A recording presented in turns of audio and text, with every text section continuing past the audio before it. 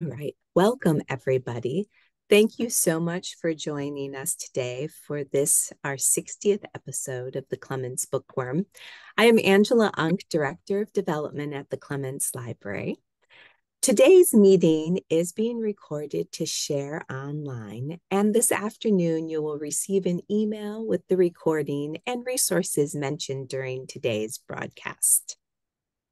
In case you're joining us for the first time, I want to point out some things about how we use Zoom. We have the chat enabled, and we'd love to have you chime in. Please change your setting to everyone so that we can all participate in the conversation. My colleagues Ann Bennington-Helber and Helen Harding will be monitoring the chat and pasting in helpful links there.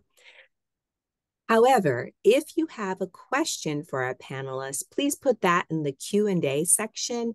You can also give other people's questions a thumbs up, and that will help reorder the question so that we know which ones to start with. Today, as part of our Diversity, Equity, and Inclusion program, we have the live machine captions turned on. You can toggle them on or off, and you can also change the size of the type. And I can only control so much of what you see, but I have enabled side-by-side mode. So that should allow you to see both the speaker and the slides, and you can move the separator to change the relative size of each. This program is brought to you by the William L. Clements Library, located on the campus of the University of Michigan in Ann Arbor. The Clements Library's mission is to collect, preserve, share, and promote the study and discussion of primary sources related to all aspects of the history and culture of North America and the Caribbean to about 1900. I would also like to take a moment to acknowledge that the University of Michigan is located on the territory of the Anishinaabe people. In 1817, the Ojibwa, Ottawa, and Potawatomi nations made the largest single land donation to the University of Michigan, offered ceremonially as a gift in the text of the Treaty of the Foot of the Rapids, so that their children could be educated in a Western manner. We acknowledge the history of Native displacement that allowed the University of Michigan to be founded. Today, we reaffirm contemporary and ancestral Anishinaabeg ties to this land and their profound contributions to this institution.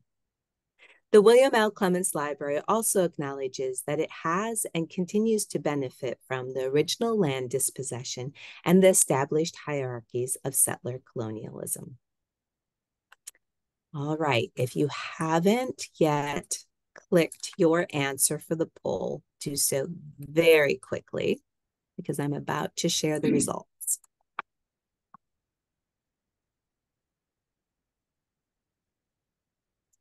All right, so we asked how much you want and need to know about an artist's personal life, and I see that 65% of you say that you'd like to know some basic background for context. And so we're going to give you that and then some today. And we appreciate you taking the time to answer the poll.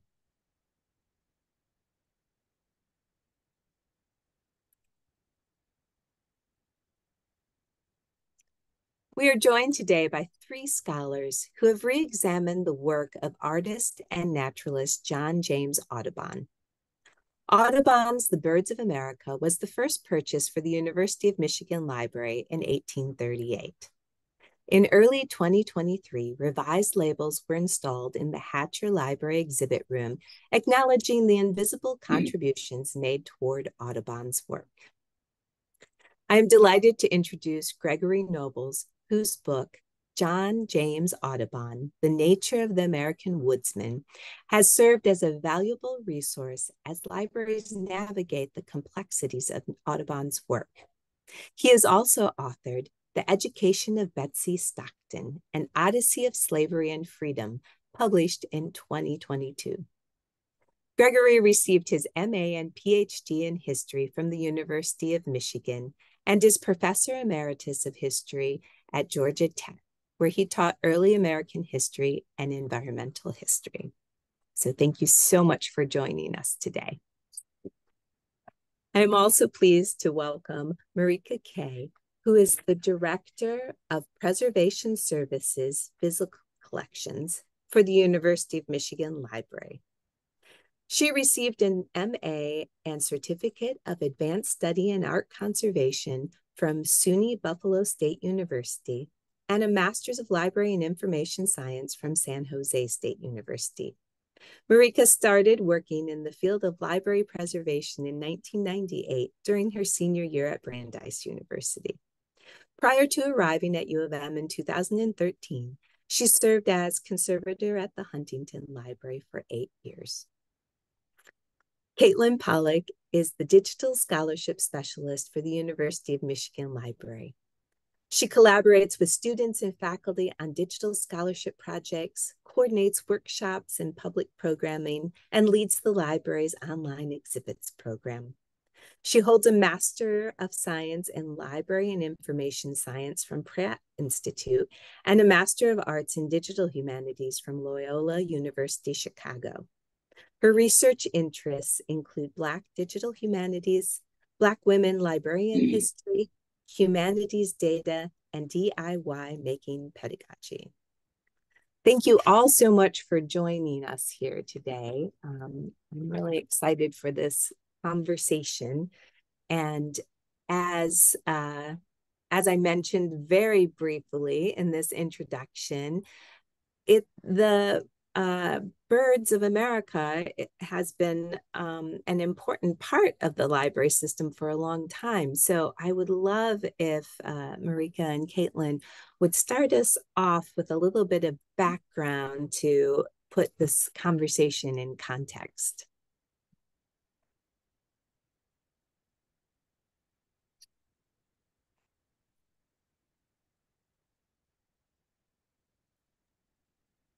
Yeah, of course. I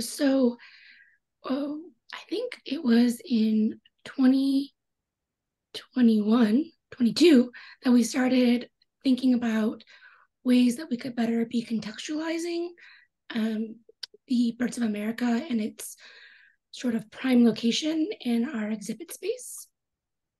And to be honest, work to grapple and reckon with racist and sexist primary materials in libraries and museums has been ongoing since the 1950s. I'm so sorry.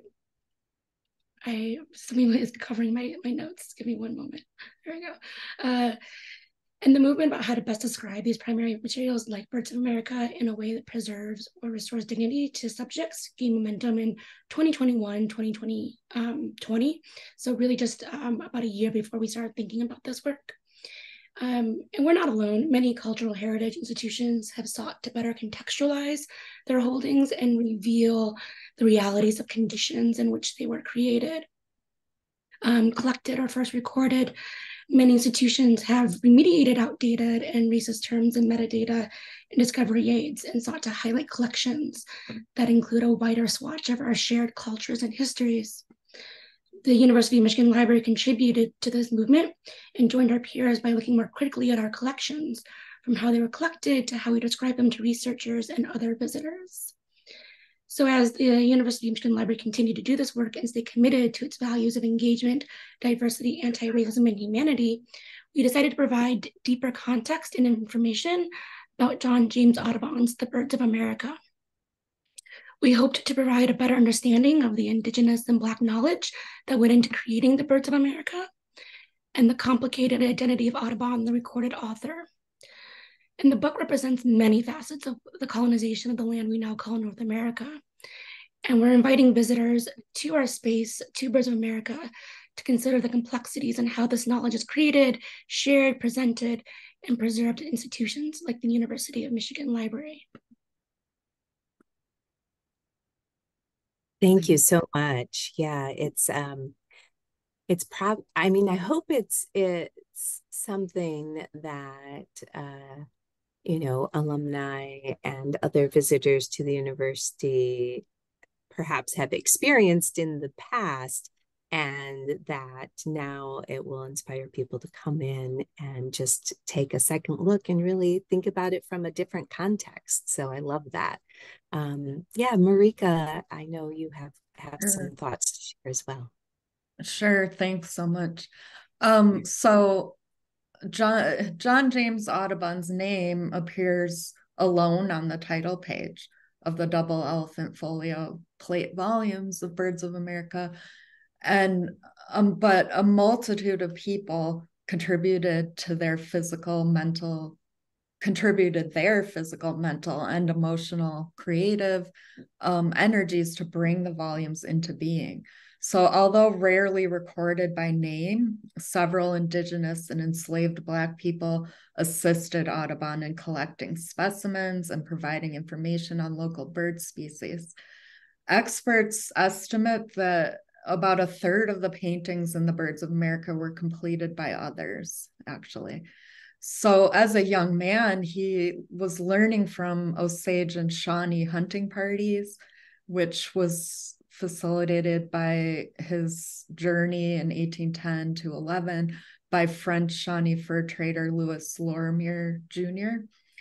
And at later dates, he traveled with Blackfoot guide Owen Mackenzie, as well as visiting members of the Florida Seminole and Indigenous residents of Labrador.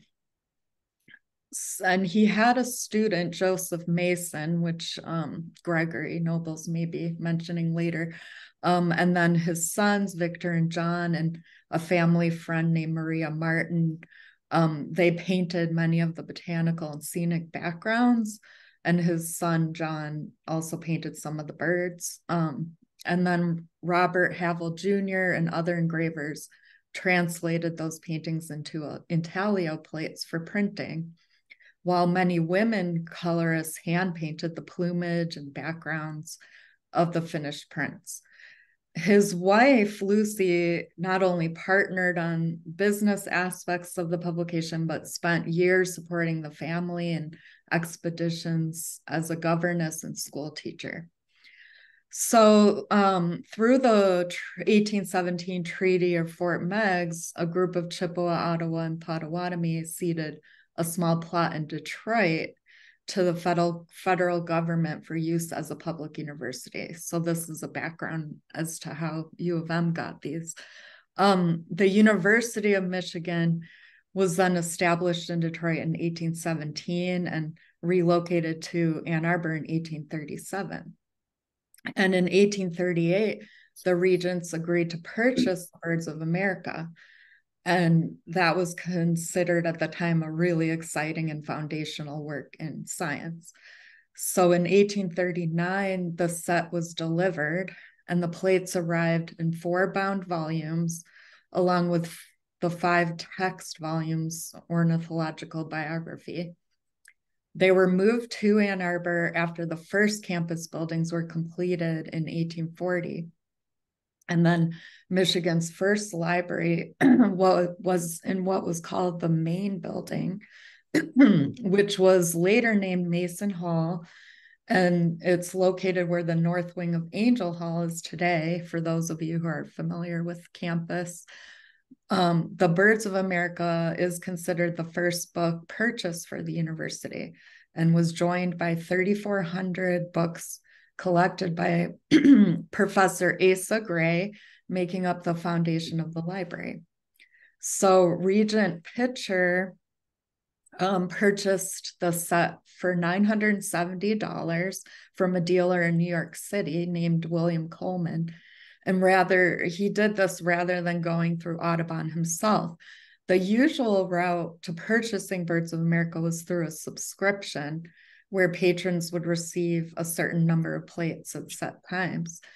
It's been suggested that Regent Pitcher may have saved Michigan some money by going a different route, but it led to a long delay because Coleman didn't actually have a full set to sell. And the copy he had was 9 plates short of the full 435, but he kind of promised he'd find the remainder, and it was a little dicey for a while. Coleman purchased the copy from a man named James E. Walker in Baltimore, whose subscription had lapsed during the Panic of 1837. Coleman asked Audubon directly for the missing prints, but was initially turned down because 5 of the 9 missing plates were the largest and most difficult to color. But Coleman was eventually able to assemble the missing plates, possibly from Audubon or various dealers in his network. We're not quite sure how those were finally completed. For 35 years, the university community had free access to the books and were permitted to actually page through the plates unrestricted, even after being moved to the library's art gallery. And as the conservator, you can definitely see that thousands of people had touched these plates. William W. Bishop, university librarian from 1915 to 1941, recalled that when he was a student in 1889, the volumes were exposed to inspection and handling by every visitor to the art gallery in the library. So they were moved to the rare book room in the general library in 1910 and received greater care going forward. The Harlan Hatcher Graduate Library, which is pictured on the slide, replaced the general library building in 1920. And the present rebinding of our copy was performed in 1933 to 1934 under the supervision of William C. Hollins, head of Michigan's printing and binding department. The volumes were disbound and individual prints were repaired after all the handling, and they were then rebound into 8 volumes instead of the original 4. The exhibit room in Hatcher that we know today was built in 2009. And here on the slide, you can see how Birds of America is displayed today. We rotate between the 8 bound volumes and turn a page each week. And I've been told it takes over 8 years to display every plate. We also own Audubon's Viviparous Quadrupeds of North America, published between 1845 and 1848, which we were kind of chatting about the Wolverine image in that earlier. And that was purchased jointly by the University Library's Special Collections Research Center and the Clements Library in 2014. The 3 quadrupeds volumes are digitized and viewable online. They're really fun to look at. And a select number of the Birds of America plates from our copy are also available to view online. Our work rewriting the labels for Birds of America was greatly enriched by Gregory Noble's biography on Audubon, as well as his article, The Myth of John James Audubon, published in the Audubon magazine in July 2020. I also highly recommend reading J. Drew Lanham's article from the spring 2021 Audubon magazine titled, What Do We Do About John James Audubon?, where Lanham generously shares the perspective of a Black American ornithologist and bird watcher. So that's a little bit of the background of our copy. Thanks. Thank you. That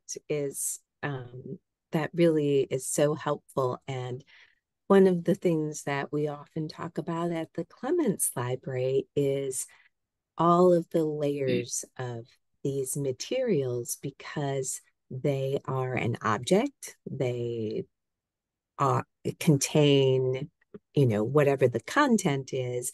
But then now, as we're going to discuss, there's also the piece about, well, so far you've talked about the provenance, right? But now we're going to talk about how they were created. And so all of these different layers are important to these primary sources and to how we look at them and study them. And so, Greg, I'm so excited for you to share more about your work and to help us contextualize this even more.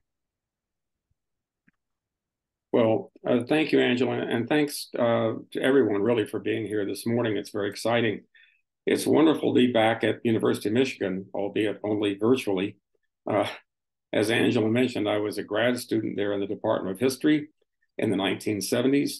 I worked with Ken Lockridge and John Shy, both wonderful historians and wonderful friends. And so I'm very grateful to them. I have wonderful memories, actually, of working in the Hatcher Library, hanging out there night after night, as grad students did, and also of taking a seminar in the basement of the Clements, which felt like a remarkable honor for scruffy grad students like us to be able to come into that sanctum sanctorum of books at the time. So thanks very much for that. I'm especially honored now to be part of this Bookworm series, and above all, to see and hear about the good work that colleagues in both libraries are doing to help us all rethink and recontextualize the collections we have. I have enormous respect for the work that librarians and archivists do, and I'm especially happy to see this good work going on at U of M, including part of the work that deals with James Audubon. I am, as Angela mentioned, an Audubon author.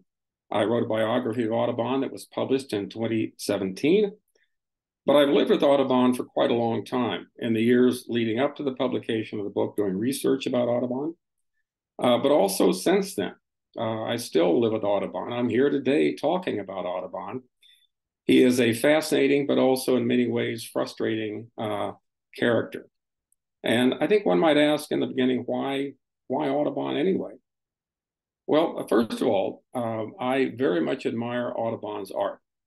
And here I have an example of the belted kingfisher. This is an image that I have hanging in my dining room at home. And what I like about it especially is that it's not just the profile only. He's showing the birds live. He's showing the birds in action. In this case, he's showing us a mating ritual where the male brings a fish to the female. The female has the red band on, the red belt. And so it's not just an image of a bird in profile, a static image. It's a very active image. And I think that's what Audubon does remarkably well in his images. Angela, if you could show the next slide, please. All right, this is a remarkable image I think Audubon has done of the snowy egret. And I think what's striking here is that you can see every feather in this bird, and you can stare at it, look at it for a long time. He depicts the bird, by the way, and I think this is very important. He depicts all of his birds the size of life, that is full size. And you can see the bird better here than you can in the field. You can stare at this image for, I don't know, a half hour if you like. In some ways, Audubon's birds are more real than reality itself, just because he captures them so remarkably well and renders them in a way that you can look at and see every aspect of the bird.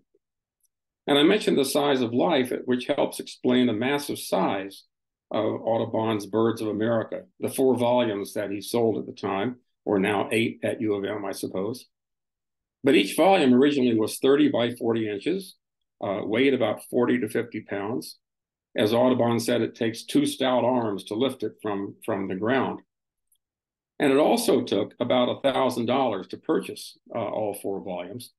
U of M got a deal at $970, even though a few plates might have been missing. But I think it's all the more remarkable that a new library would be able to spend or decide to spend that much money on a single part of its collection. And I think that tells us something about the way that the Birds of America was valued at the time, and frankly, still is. I'm also glad to see that U of M has the 5-volume ornithological biography, the set that was created to accompany the Birds of America, the set of bird descriptions and some human stories that would accompany, all of this would accompany the Birds of America.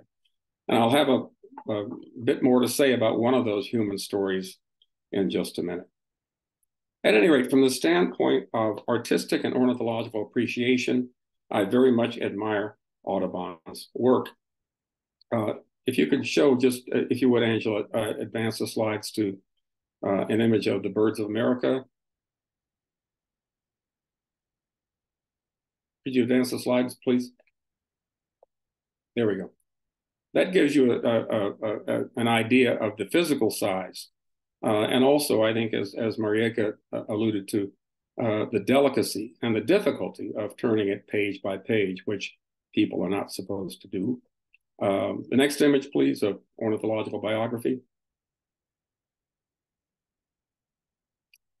And this is Audubon's written work. I'll have more to say about it. I think it is actually still a very valuable work of ornithological description, some detail, and then, yes, some stories about American people that have, I think, a value of their own, although they should be taken seriously, if not altogether literally.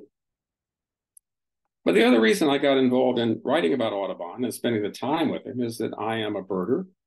And I thought by looking at Audubon's birds and by reading his words about the birds, I would become a better birder. And maybe that's true, maybe not. I have some birder friends who might disagree. But finally, the third reason for working on Audubon is that I am, after all, a historian. My area of emphasis, my area of comfort really is from the American Revolution up to the Civil War. And Audubon was really a perfect fit in that. He was born in 1785 in Saint-Domingue, now Haiti. He died in 1851 in New York. And so he fits perfectly in my era. But I will say, too, that most of my previous work before writing about Audubon had been about social and political conflict. And that was important. It was good. But I thought at one point, maybe I'll just take a break from that. Maybe I'll do something a little more peaceful, frankly. And so I thought, birds, Audubon, where's the conflict in that? Well, I've since found out. Audubon has become a very controversial figure. And he's been controversial, I think, in three significant areas. And I'll talk about those for just a minute. First of all, Audubon killed a lot of birds. He killed them by the dozens, hundreds, if we can believe him. He was very good in killing birds with his gun. He was very proud of it. He was a good shot. And all the paintings of Audubon show him holding a gun. If you'll go to the next slide, please, Angela. This is a painting done by the British artist John Syme in 1826. At the time, Audubon was exhibiting his work in Edinburgh, and he had Syme do this painting to hang in the gallery with his birds. He said, Audubon reacted, said he looked like an enraged eagle, making a bird, frankly, out of himself. But I think what's striking here is the presentation, or really the self-presentation. Audubon has the long hair, he has a fur collar, the leather belt, but he also has his gun. And he always has his gun. And you think this is presenting himself to an urban audience, to people in Edinburgh, then later in London. And he's fashioning himself as a man of the woods, a man of the American frontier, and his gun is a very important part of that. If you go to the next few slides rather quickly, Angela, this is a painting of Audubon done in 1837 by the American artist Healy. I call it Thoughtful Audubon. This is done by Audubon's sons in 1841 before he departed on a trip to the upper Midwest. And finally, when he comes home in 1843, his son does this painting of him. But you can see in all of the paintings, Audubon is portrayed with the gun. And I think it's very much a symbol of his identity, a symbol perhaps also of his masculinity, his notion of himself as a man of the woods, the American woodsman, he called himself. And I think that self-identity is very, very important to Audubon. You never see him painted, for instance, holding a paintbrush or a palette. It's always this weapon. And the weapon's important, the gun is important. It's his most valuable scientific instrument. And one might ask, well, why is that? And you think about today, all the tools that birders have available to us, high quality binoculars, spotting scopes, cameras, detailed bird guides, smartphone apps, iBird, Merlin, all those kind of electronic and other technological devices we have for helping us identify birds. Well, Audubon had none of that. He had just a gun. And this is how he collected his birds, and this is how he was able then to identify them from the dead carcass. And I mention this because people are quite often unhappy with that. People say, why did he shoot so many? If he loved birds, why did he kill so many? And that's an important question. And it's still a controversial question. I would only say that sometimes there was what we might call method to his massacre. If you show the next slide, please, Angela. This is Audubon's image of a sandwich tern. He collected this bird in Florida in 1832, and it turns out to be a new species. He was blasting away and killing a number of terns on the beach, and as he went through the pile of carcasses, he found this one with a little yellow tip on the beak, and he said, this is a new bird. This is a discovery for America. It was also a discovery for Audubon himself. It was part of his status, it added to his status in the scientific community. And that was very, very important to him. In fact, discovering new species, identifying new species was a very important part of what one might call scientific credibility, scientific status in the early part of the 19th century on both sides of the Atlantic. And Audubon was very much part of that scientific community, and it meant a lot to him to have a stature in that community. I mention this because Audubon was always eager for new discoveries, as other gentlemen of science were. But not all of his discoveries turned out to be quite so good. And this leads us to a second area of controversy about Audubon. Audubon has been accused of depicting some birds that are frankly bogus. I'll give you just now for this morning two examples. Angela, if you show the next slide, please.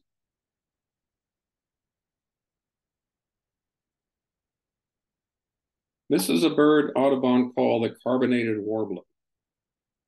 And I don't know if you've ever seen one. I have not. I think, frankly, nobody's ever seen one. Audubon did, or he said he did, but no one else has seen one since. And the only image we have of the carbonated warbler is this image. And there's pretty good evidence that this is frankly, a bogus bird. Audubon made it up, or at least it's an inaccurate identification. If you go to the next slide, please, Angela. This is a much more controversial image, Audubon's bird of Washington. He, again, said it was another new species, although it was probably not. Most ornithologists would say it was most likely an immature bald eagle. Bald eagles don't get their white head and tail until the third or fourth year. This is probably a much younger bird. But Audubon claimed it was a new bird, and he named it for George Washington. Again, I think trying to curry not just scientific, but political favor here. And one asks, why did he do this? It might be an honest mistake. It might be an example of scientific fraud. In 2020, there was a long article in a magazine called the Bulletin of the British Ornithological Club, and it was a scathing attack upon Audubon, a scathing attack on his scientific method and, frankly, on his scientific fraud. The author said that Audubon knew the bird of Washington was not a legitimate species, but nonetheless, he still promoted it, and he profited from it. It, again, was one of those large images in the birds of America that people very much value. And so in the world of bird identification, Audubon could be sometimes very slippery in terms of his accuracy. And his bird IDs may be a bit ambiguous. Maybe we can cut Audubon a bit of slack on that. It was, after all, a time when he didn't have the scientific resources that some of us or ornithologists today might have. But there's another area of controversy about which there is much less ambiguity. And it's an area of ambiguity, area of controversy where we might not be quite so willing to cut Audubon some slack. And that was that he was a slaveholder. Audubon bought and sold human beings. He didn't buy and sell a lot, maybe 10 to 12 in all, but nonetheless, He had 10 to 12. And it only takes one enslaved person to make you a slaveholder. And Audubon was that at various times in his life. He was also an opponent of abolition. And I want to be very clear about this because Audubon was not outspoken in public about his opposition to abolition. He wrote more in private to his friends and to his wife. There had been an article in the New York Times recently that said Audubon was an outspoken opponent of abolition. It wasn't quite that, not at least so much in the public. But Audubon was very dismissive of abolition. He wrote about British abolition in the West Indies and said he thought it would happen too soon, that it was imprudent of the British to have done this, to have set enslaved people free. They just weren't ready, Audubon thought. He doesn't write explicitly about abolition in the United States, but he does write, I think, a fascinating and very revealing essay in Ornithological Biography. If you go to the next slide, please. A chapter called The Runaway. And this is really the only time that Audubon writes explicitly and in something about slavery. And again, it's a essay. I would urge you to read it. It's available online. I'll summarize it very briefly because I think it does help us understand Audubon and locate him in terms of the controversy about slavery. Story starts out, Audubon is in Louisiana, in the baneful effluvia of the Louisiana swamps, and he runs into a black man. And the black man is armed, Audubon is armed, and therefore he sets the stage in the most menacing way he can. But it turns out this black man's gun is old, it doesn't really work. And it also turns out this black man has escaped from slavery. He and his wife and 2 children had been sold from one plantation to another, and the family had been broken up by a slave sale. And so after that man escapes, he goes to find his wife and children at another plantation. He takes them into hiding with himself in the cane brakes, and that's where he meets Audubon. And he tells Audubon his story, and it's a woeful story. And he talks about having been sold away from the plantation, how the family was broken up. And he begs Audubon, at least in this story, to do something. Good master, he says, do something for us. And so Audubon does, sort of. He spends the night with the man and his wife and the children. He calls the children in his story little raccoons. But in the morning, he comes up with a plan.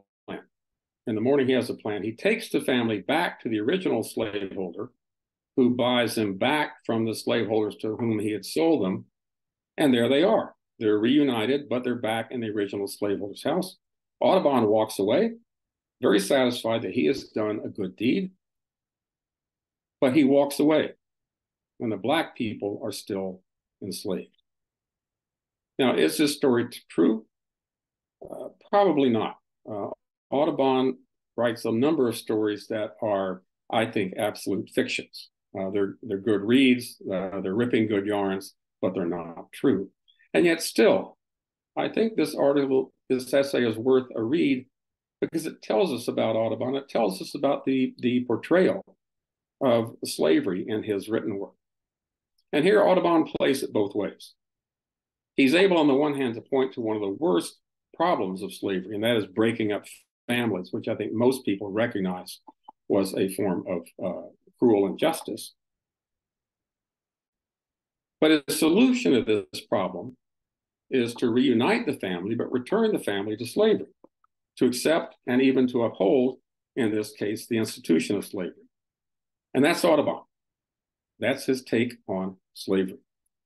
And that's become an issue of late, of course, not least for the National Audubon Society, the organization that bears Audubon's name.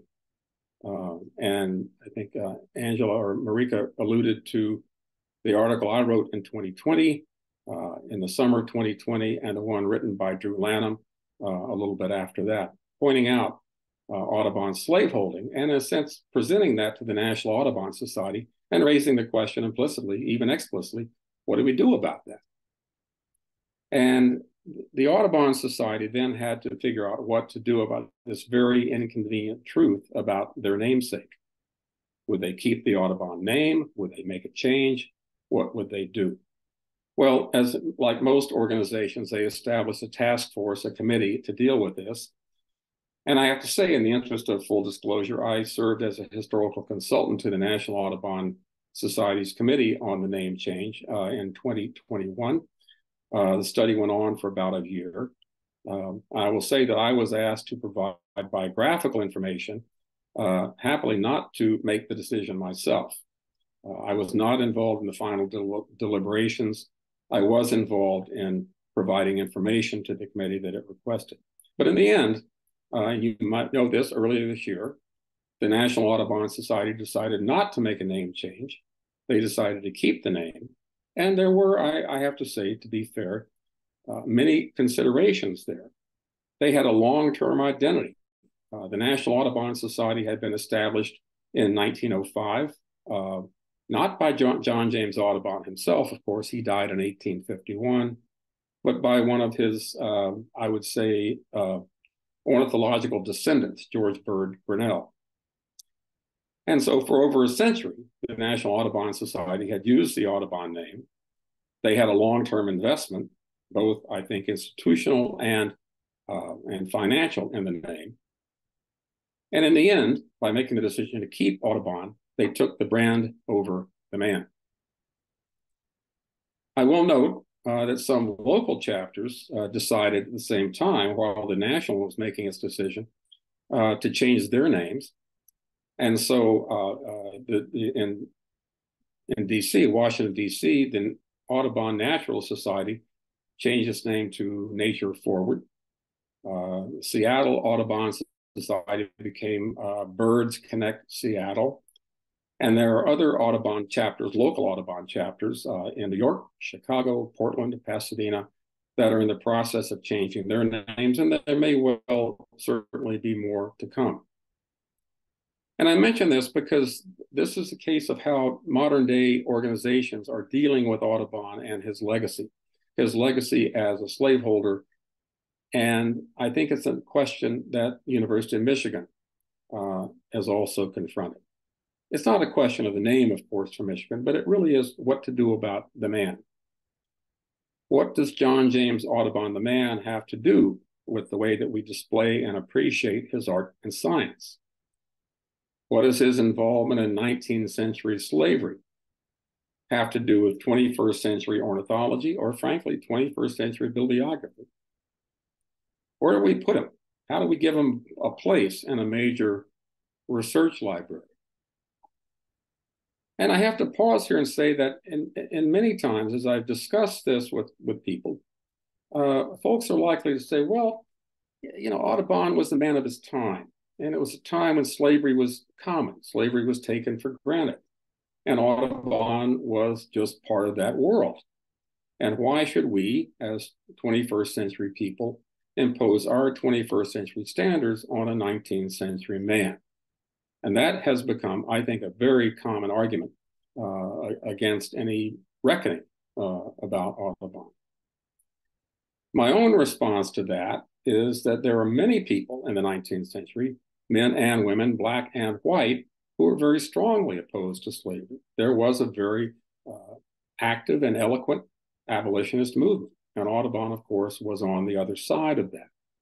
And so it's possible, I think, to judge Audubon, not just by 21st century standards, but by 19th century standards. But the real question is, what is the connection between the past and the present, and as we look ahead, certainly into the future? And those are important questions, and questions I began to look at in my book. Angela, if you'd advance the slide one, please.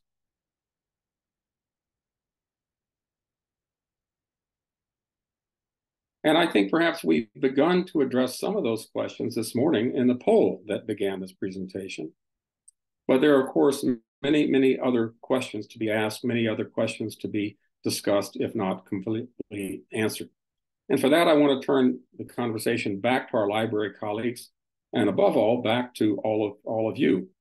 I very much welcome the Q&A part, but for now, I offer my thanks for your indulgence to this point. Thank you very much. Thank you so much, Gregory. I just want to note, because several of our participants have mentioned this, that just last night, the National Audubon Society voted to drop the name Audubon from the organization's name, but they have yet to decide what they'll be called going forward. Okay. So that is a very timely announcement for sure. And I just want to remind everybody to put your questions in the Q&A section. And before we get to the audience questions, I'd like to invite Marika and Caitlin to ask any questions or make any comments about this project. And then I will do a few housekeeping things after that before we move on to the audience questions. So don't worry, they're coming, but Marika and Caitlin, I'll give you a chance to respond first. Sure, thank you, and thanks so much for that great lecture. I did have a question about whether it relates to a Q&A question, actually. Someone asked if there's a reference from some of the indigenous guides that helped Audubon, if there are any references to their works, writings, and journals. And I did include a link because much of what we have found is from Audubon's journals themselves, where he mentions some of those people. And there are old fur trading journals and things too, where you might see mention of some of those indigenous guides. But I have not found their words directly recorded in history. But Gregory, I wonder if you could talk a little bit more about his involvement with indigenous communities. Yeah, I can. And he spent some time living among indigenous people. In 1819, he was going down the Mississippi and spent some time living with some indigenous people. But I think the important thing to realize is that contact and exchange, intellectual exchange between Euro-American naturalists and indigenous people was very, very common and frankly essential. Because a person like Audubon or any other naturalist comes into a particular region, doesn't know the landscape, doesn't know the birds certainly, and has to say, well, what is that? And the indigenous people know. And sometimes they'll tell them, sometimes they hold off a bit.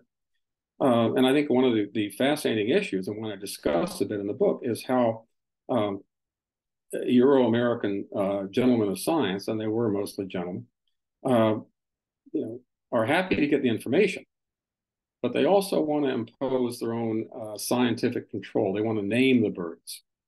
And native indigenous people had their own names for the birds, but those didn't count. They were not the Linnaean binomials.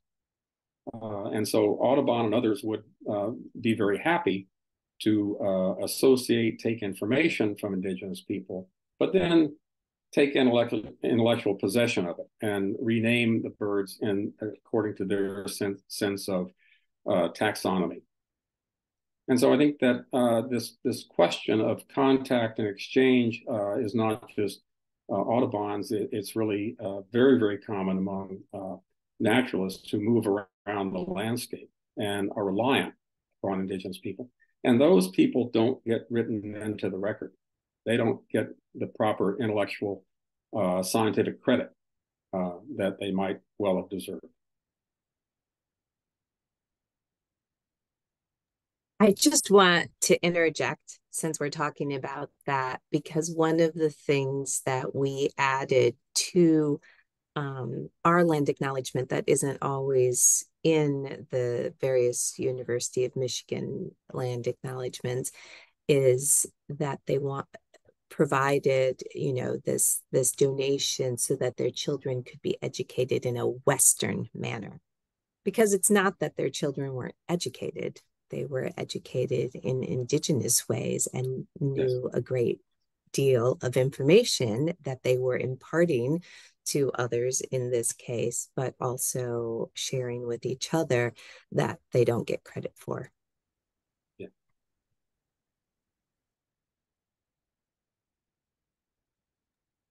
I think maybe Caitlin, did you have a question? Yeah, I was really interested in the way that the labor of women were really important to Birds of America and other Audubon works. And Rick and I were wondering if you could speak a bit more on that, especially his wife, Lucy, who helped with the business as well.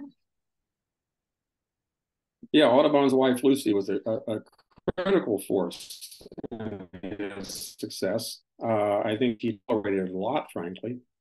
When he first went off to England to produce the Birds of America, she was working down in Louisiana as a school teacher on a plantation and sending money to keep him afloat while he was in England, gallivanting around and having a fine time showing his work.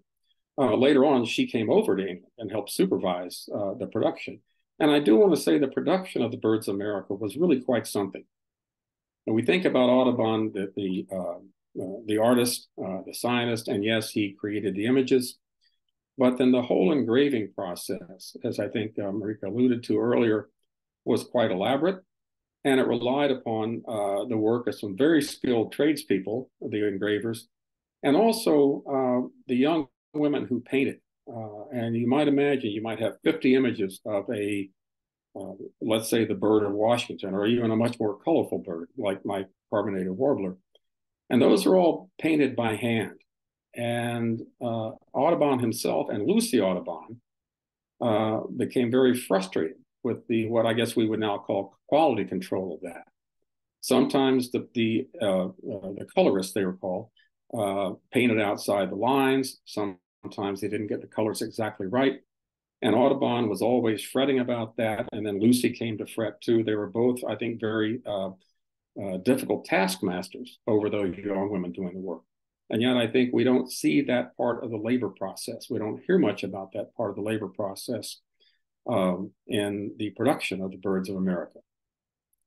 And I think, as has been alluded to earlier, Maria Martin, who was the sister-in-law and then the wife of John James Audubon's best friend, good friend, John Buckman, a Lutheran pastor in South Carolina. Maria Martin painted a number of the backgrounds for Audubon's birds. There was some kind of flirtation between Audubon and Maria Martin. In fact, there's been a novel published that turns that into a full-blown romance, but that's fiction, at least I think it is. But, Audubon was reliant on a lot of other people. And I think that we can, on the one hand, admire, perhaps even celebrate the artistic genius.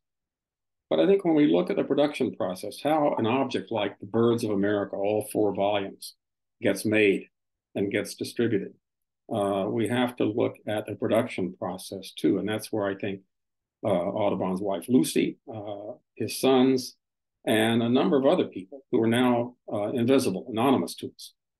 We don't know who those young colorists were working in in the FL's engraving shop, but they were there and they were critical to the production. Thanks so much. I have one other question before we can release it to the audience. Was he involved? I've read in certain places that he was involved in craniometry. And how was he involved in like other sciences that went beyond birds? Well, he was involved in skull collecting, craniology. It wasn't his own line of scientific inquiry, but he collected skulls, mostly skulls of indigenous people, some of Mexican people, to send back. And the idea of craniology, I'll give you a very just brief summary, was that you could, in the 19th century, people thought you could measure skulls.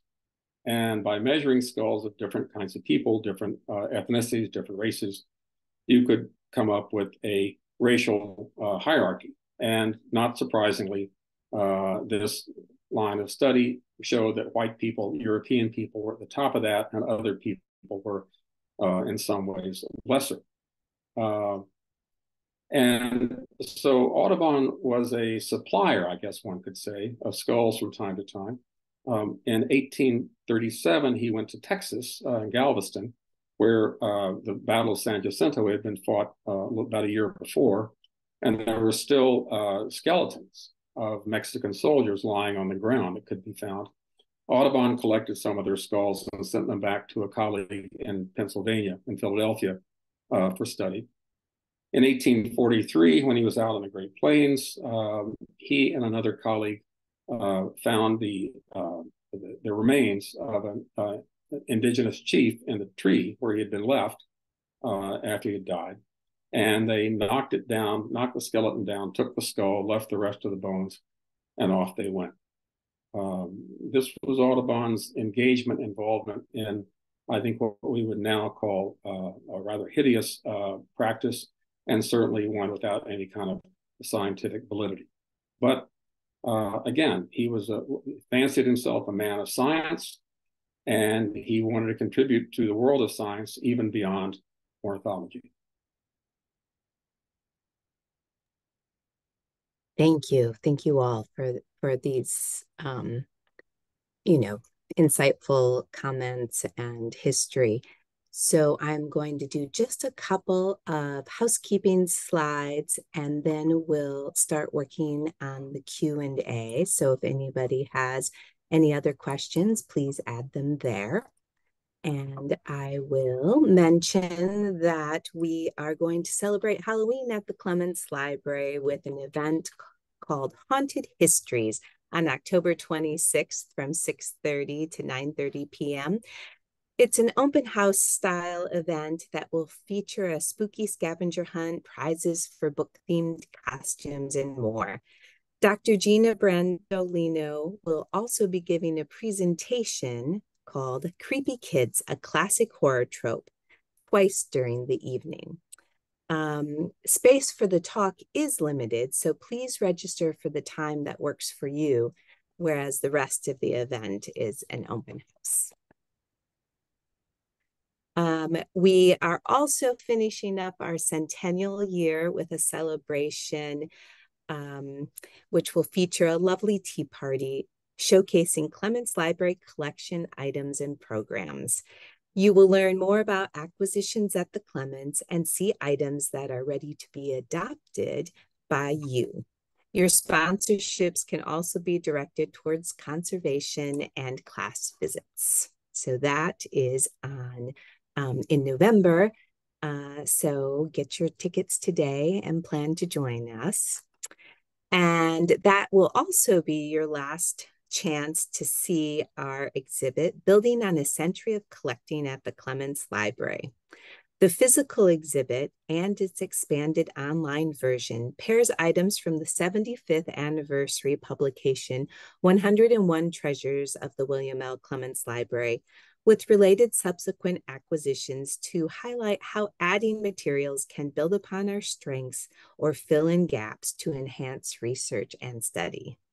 You can come to the library Monday through Fridays from noon to 4 p.m. to visit that exhibit or see it at our Adoptive Piece of History Fest.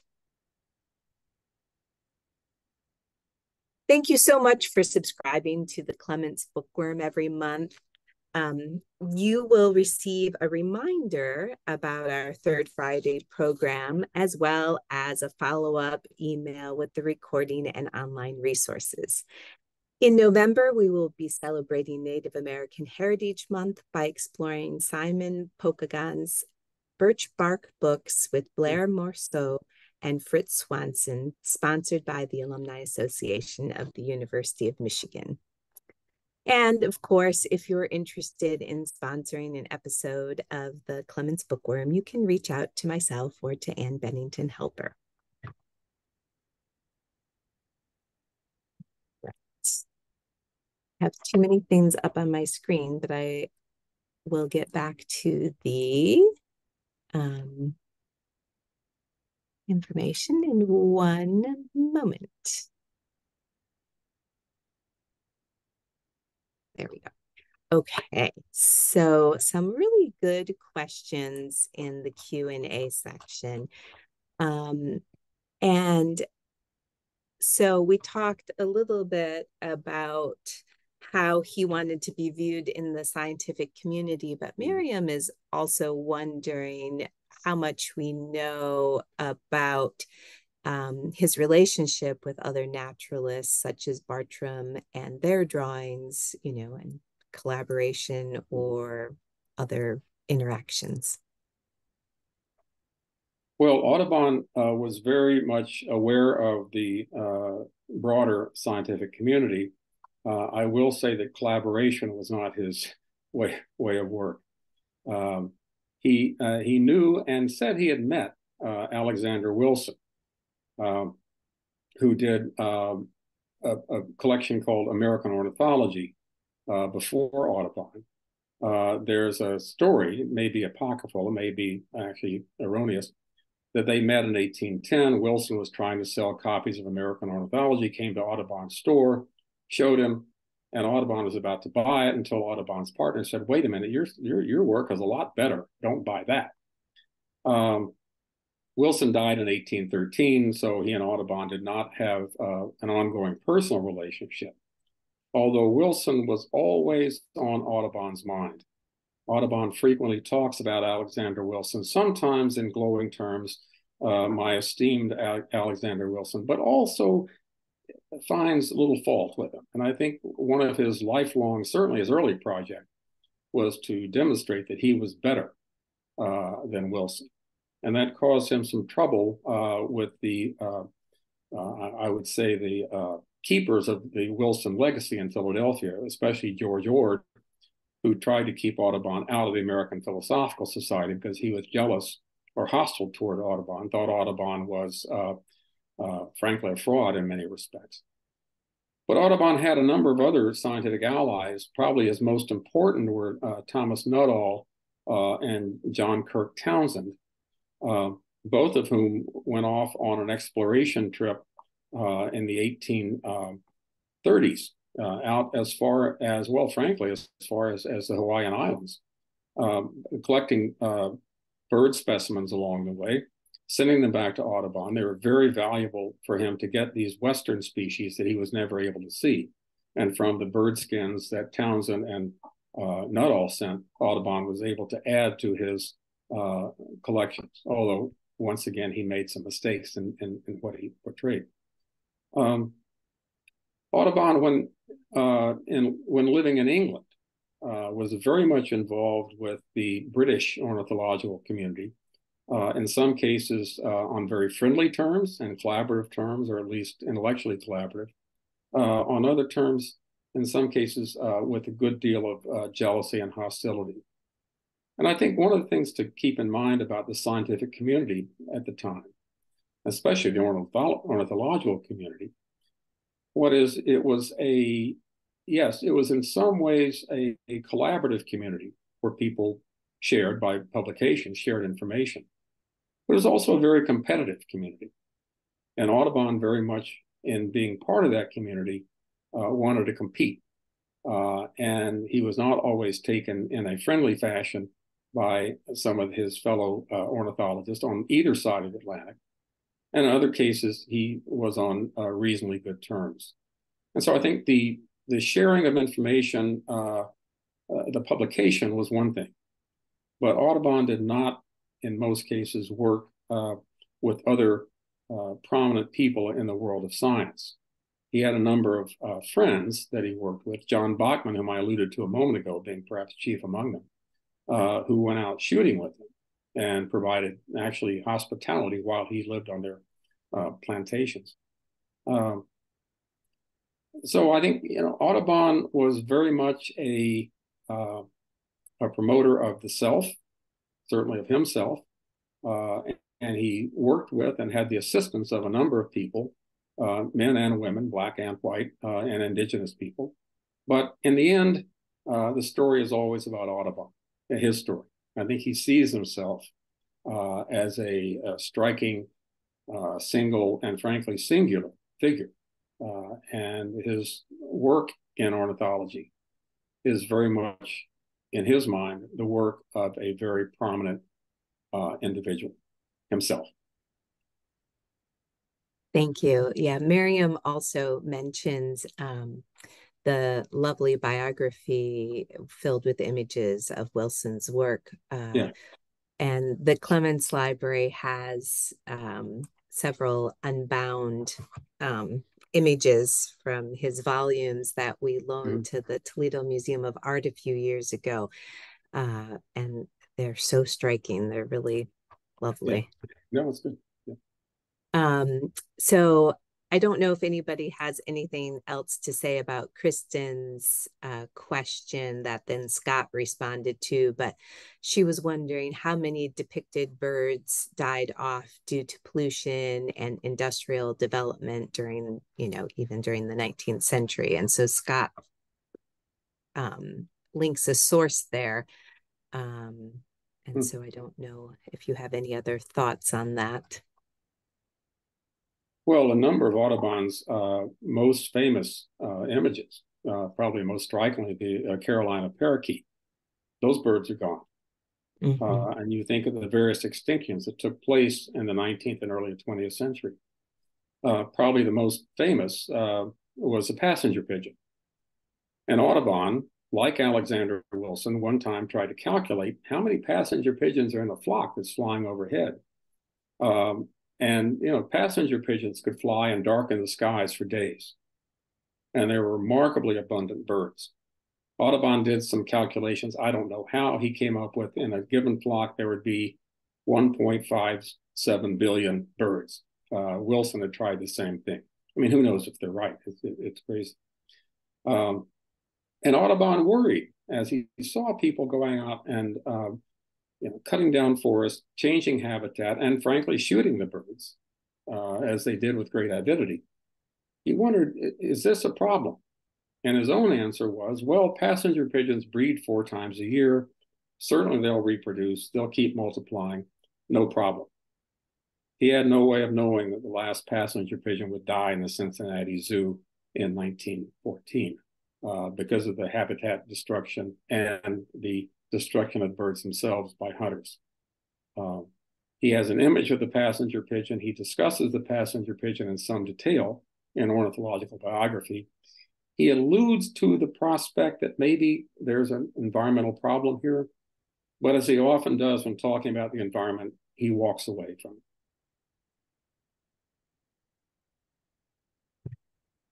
Tom is just wondering if Audubon spent time in Michigan. No. Sorry. Easy answer. No. Perfect. Okay. This is a bit of a comment that I think is interesting that Rex is making.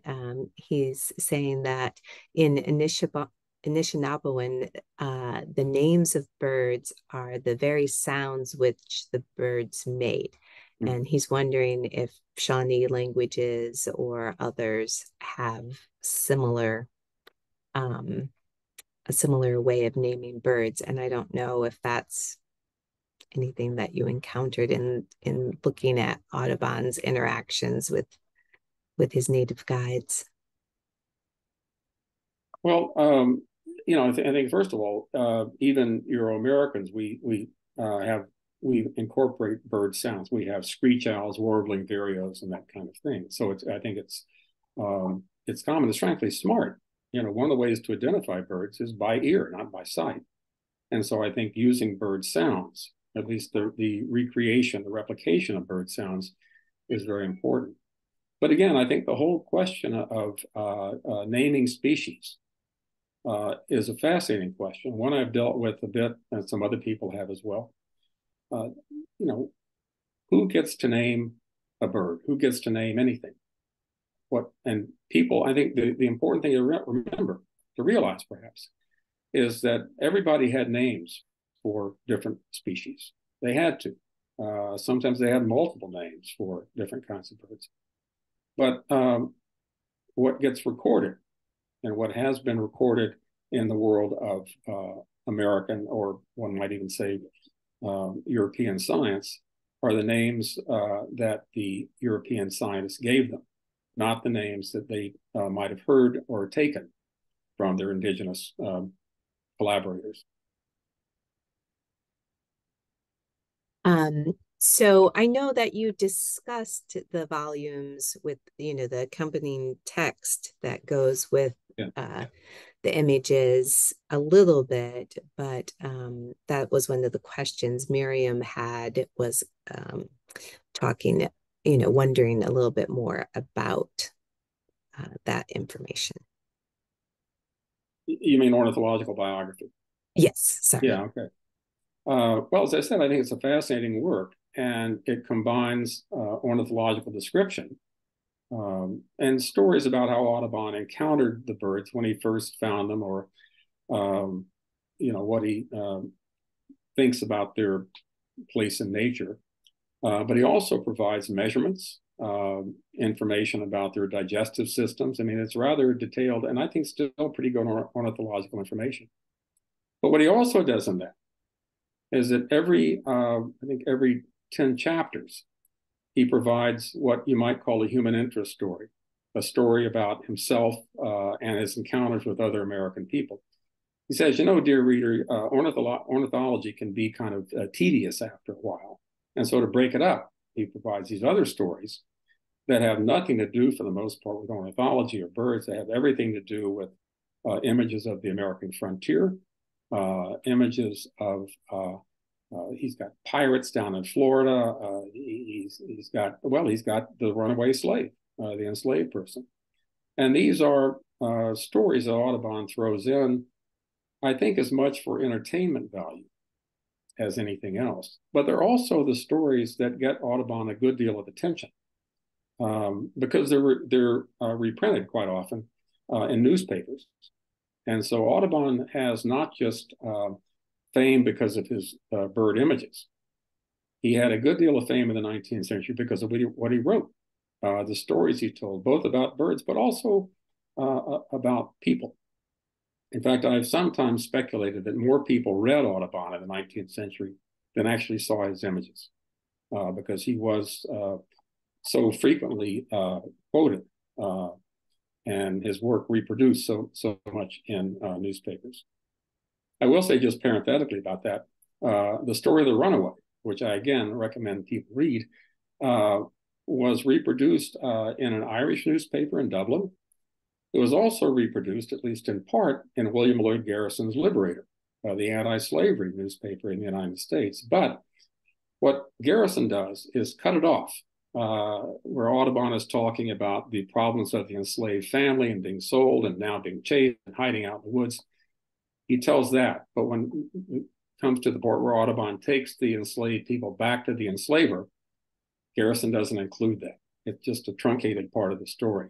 And I think it's a fascinating story about how Audubon's work gets used and sometimes, I'll say, reappropriated in other dimensions. Interesting. So that makes me wonder, Marika and Caitlin, when the books were originally exhibited and available for anyone to come and look through, I'm assuming that ornithological biography was beside it and flipped through as well. Is that true? It hasn't been mentioned specifically, but I would assume, that Okay. would be the case. Yeah. And I think one thing to keep in mind about the Birds of America and ornithological biography, again, they are really big books. And you don't sit with Birds of America on your lap and thumb through it.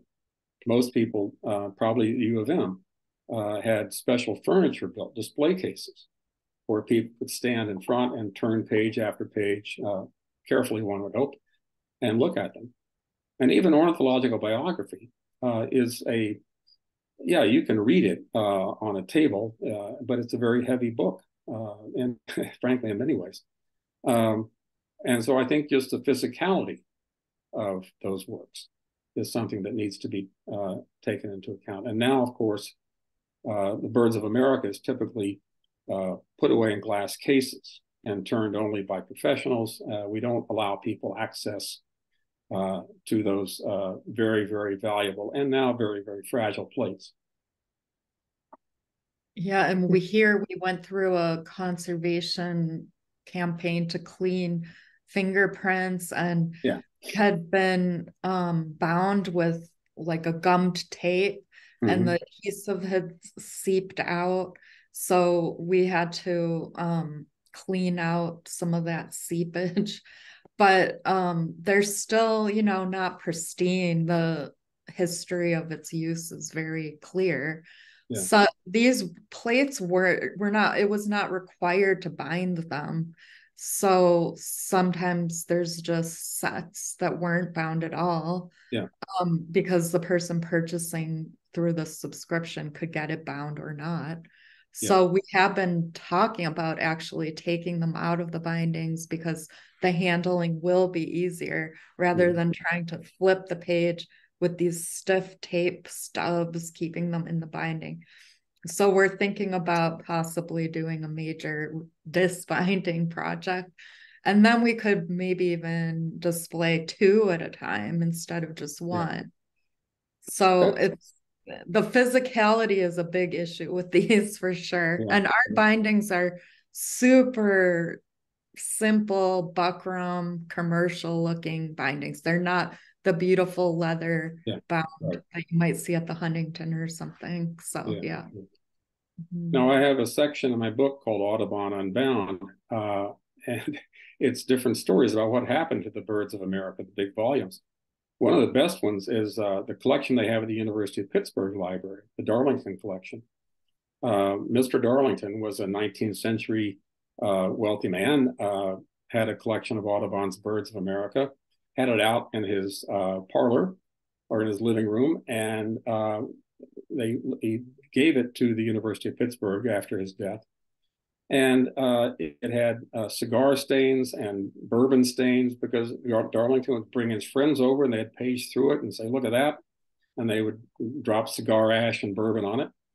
And so finally it was completely unbound, sent down to South Carolina for cleaning, and then brought back. And now the University of Pittsburgh has all the 435 images in separate sleeves. It's an archival decision they made not to rebind it. And then in the 1930s, Macy's department store took a number of copies of the Birds of America and unbound them and sold them piece by piece, plate by plate. Their notion at the time was this was a very democratic way to go about offering Audubon's work to the public. Their advertising, it's remarkable advertising, says that normally you can see Audubon only in musty libraries by, cranky scholars, us. And so they took some copies of the Birds of America and unbound them, sold them individually. Not surprisingly, more money for the big birds like eagles and hawks and so forth, and less money for warblers and sparrows. But nonetheless, they had a whole price list.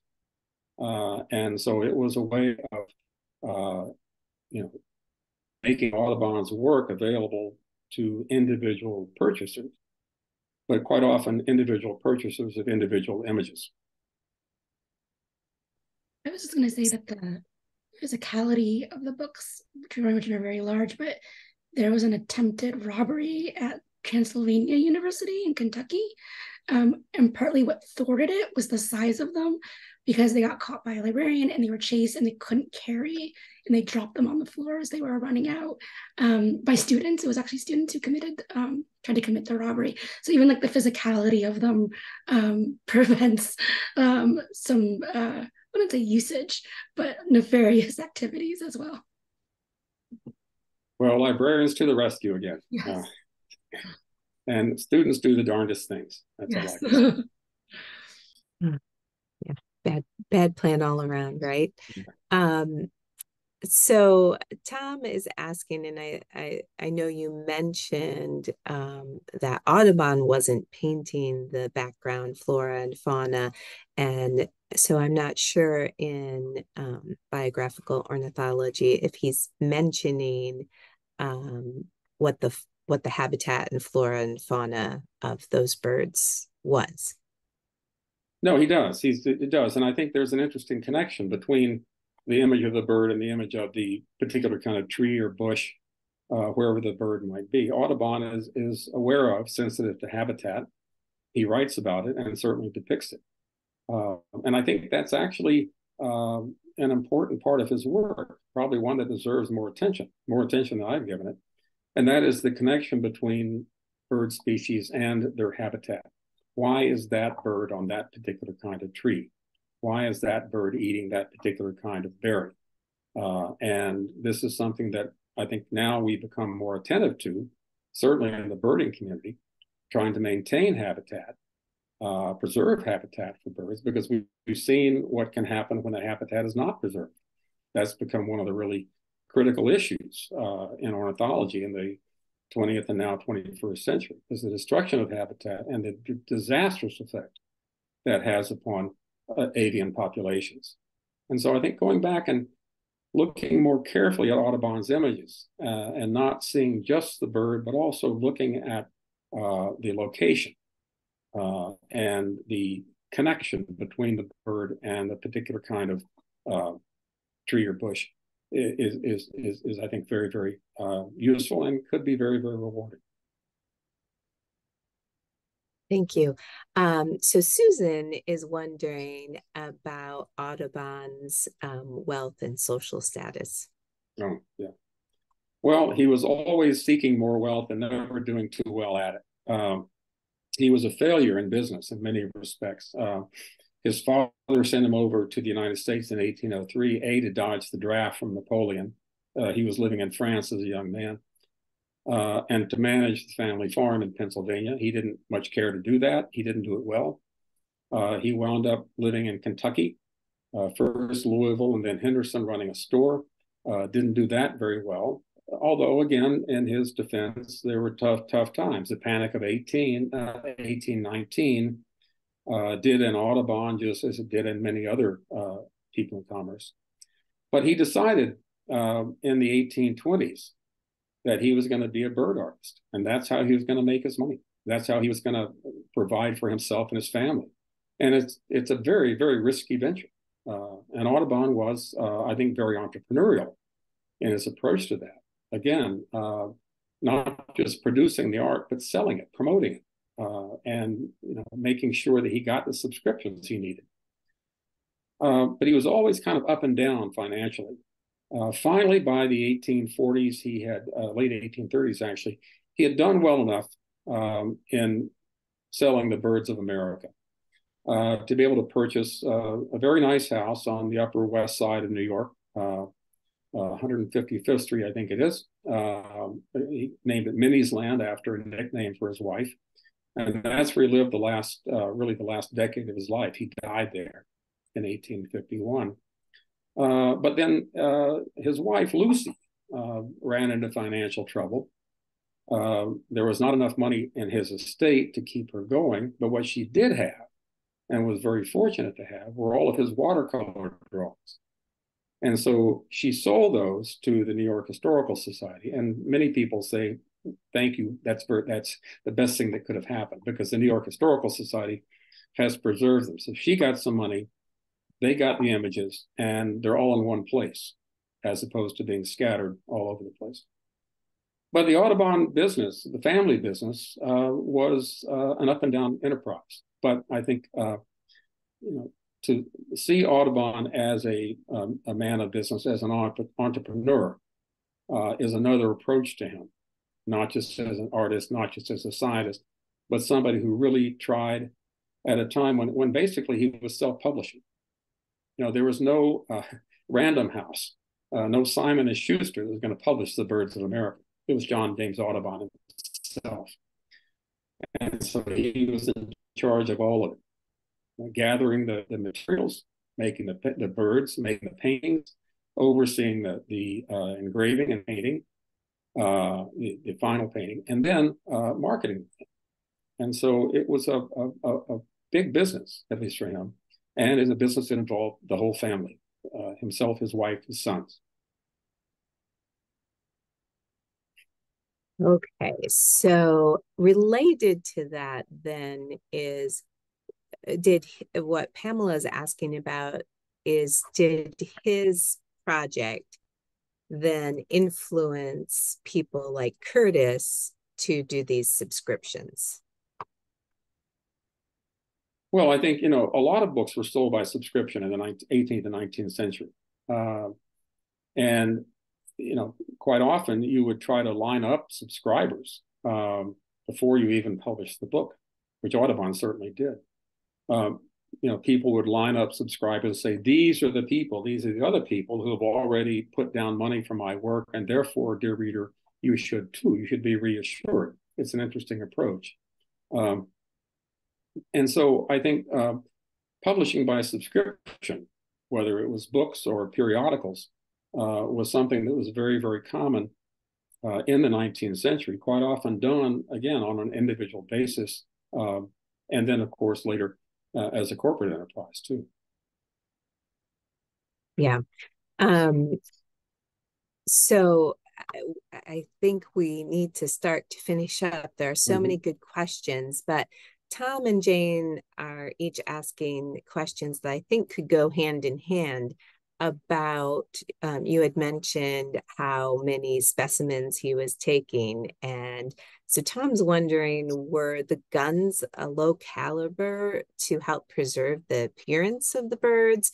And Jane is wondering what happened to the specimens. Are they preserved in museums somewhere?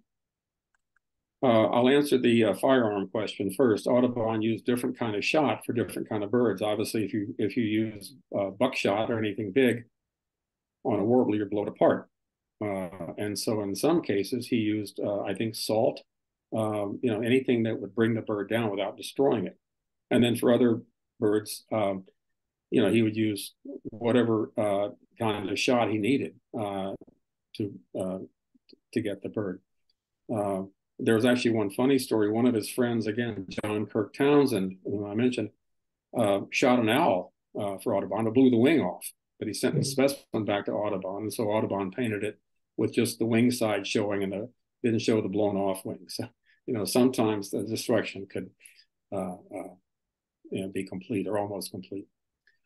What happened to the specimens? There was a very lively trade in what are called bird skins. And Audubon did collect some skins. When he got them, he would then sell them to other ornithologists, other collectors. I'm not sure exactly where some of his skins are now. There might be some of the Audubon Museum in Henderson, Kentucky.